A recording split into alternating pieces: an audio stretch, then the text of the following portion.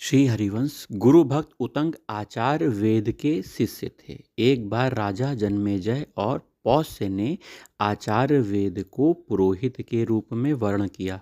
वेद कभी पुरोहिती के काम से बाहर जाते तो घर की देखरेख के लिए अपने शिष्य उतंग को नियुक्त कर जाते थे। एक बार आचार्य वेद ने बाहर से लौटकर अपने शिष्य उतंग के सदाचार पालन की बड़ी प्रशंसा सुनी तो उन्होंने कहा, बेटा, तुमने धर्म पर दृढ़ रहकर मेरी बड़ी सेवा की है। मैं तुम पर प्रसन्न हूँ। तुम्हारी सारी कामनाएं पूर्ण होंगी। तुम्हारी शिक्षा पूरी हुई।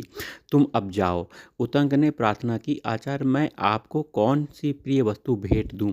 आचार्य ने पहले तो अस्वीकार किया, पीछे कहा, अपनी गुरु माता से पूछ लो। जब उतंग ने गुरु माता से पूछा तो उन्होंने कहा, तुम राजा पौष्य के पास जाओ और उनकी रानी के कानों के कुंडल मांग लाओ। मैं आज के चौथे दिन उन्हें पहनकर ब्राह्मणों को भोजन परोसना चाहती हूँ। उतंग बड़ी कठिनाई से राजा पौष के यहाँ पहुँचे और शुद्ध हृदय हो उनकी आज्ञा ले अंतापुर में प्रविष्ट हुए और रानी ने उतंग को सत्पात्र समझकर अपने कुंडल दे भी दिए।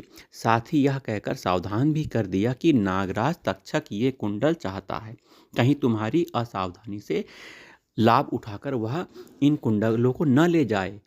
ध्यान रखना इस बात का। मार्ग में चलते समय उतंग ने देखा कि उसके पीछे पीछे एक नाग छपड़क चल रहा है।